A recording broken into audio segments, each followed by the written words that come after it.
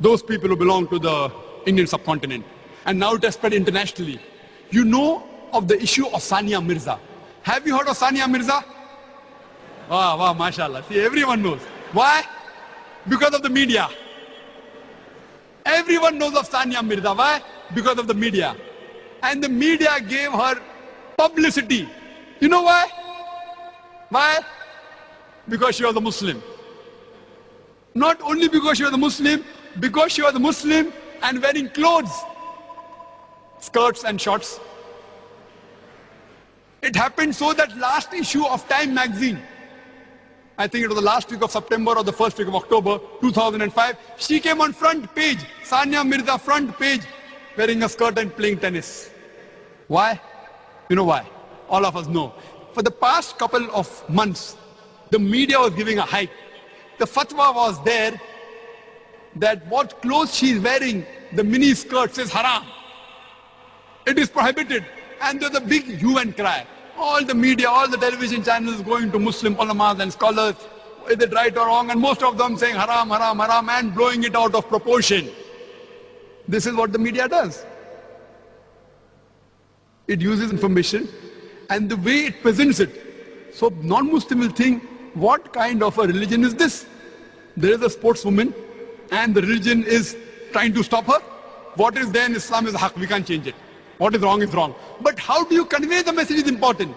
Allah says in Surah Nahl, chapter number 16, verse number 125, Udu ila sabili rabbika bil hikmah wal ma'azit al hasna wajadilum billati hasan. Invite all to the way of thy Lord with wisdom and beautiful preaching, and argue with them and reason with them in the ways that are best and most gracious.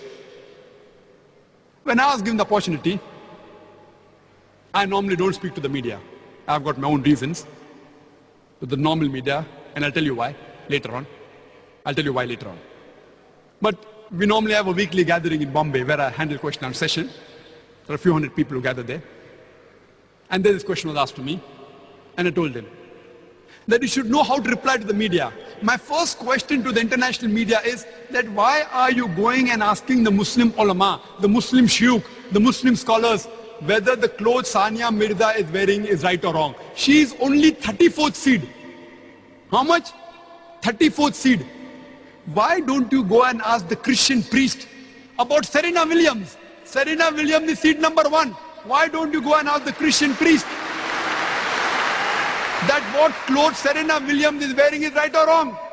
Why don't you ask?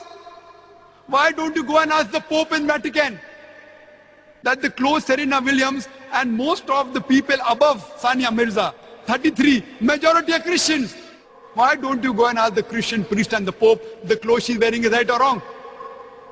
If you read the Christian Bible, the Bible says in the book of Deuteronomy, chapter number 22, verse number 5, the woman shall not wear clothes that which pertain to a man, and a man shall not wear woman's clothes.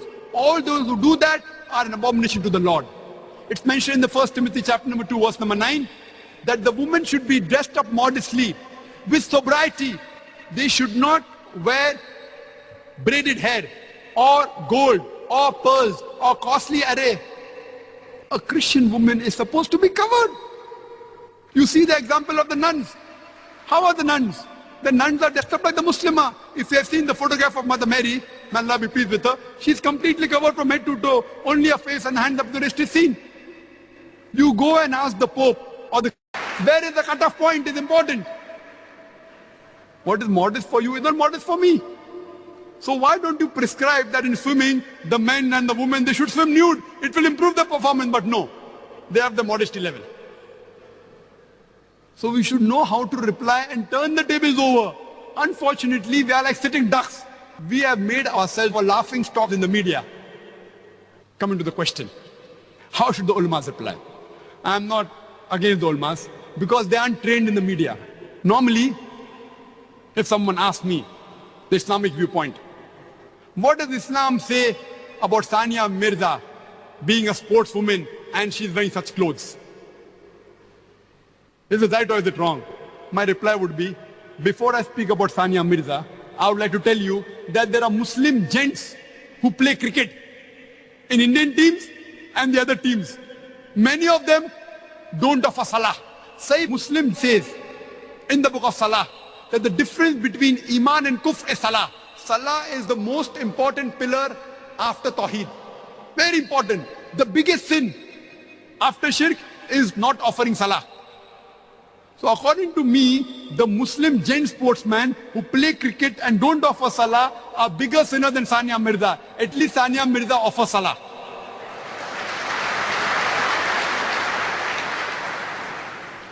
The Muslim actors and actresses, they do shirk on the screen, they are bigger sinners. I am not trying to defend Sania Mirza. I have to agree, the clothes Sania Mirza is wearing is against Islam. It is haram. But before I say this, I am diluting the effect. This is hikmah. I am diluting. The moment I say Christianity is against it, the effect gets diluted. Hinduism is against it, the effect is diluted. Judaism is against it, the effect is diluted. I am speaking about swimming. I am speaking about cricket. But then I give the answer, it is haram. It goes down their throat very well. Otherwise, they cannot digest it. I am saying that fine, at least Sania Mirza is offering Salah.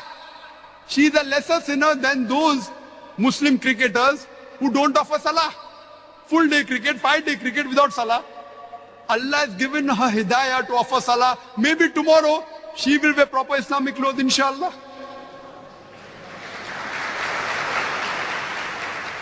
And the question whether she can play in a mixed gathering, that's another question. That doesn't mean I'm giving a fatwa, what she's doing is right. But we Muslims should know how to turn the tables over, how to give a reply with hikmah. The moment you give this reply, the whole thing is tuned down. Unfortunately, we make a laughing stock of ourselves in front of the media.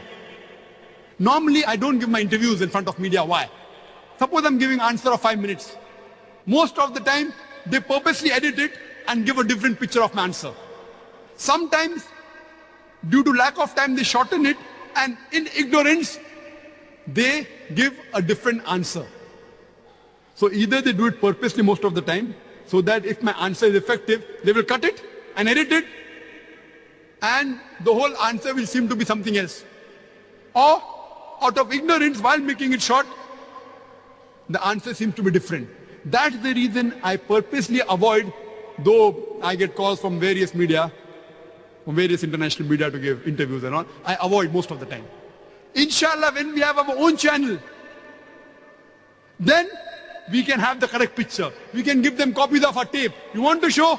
Show this. If you edit it, the full version is there on our channel, inshallah.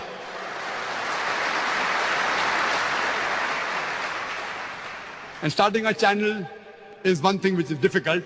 Second is, starting a channel and running on the guidelines of Quran and Sahih Hadith is more difficult. So inshallah, I pray to Allah subhanahu wa ta'ala, and you pray that we stay on the right track in this channel on Quran and Sahih Hadith, and we're able to convey the message.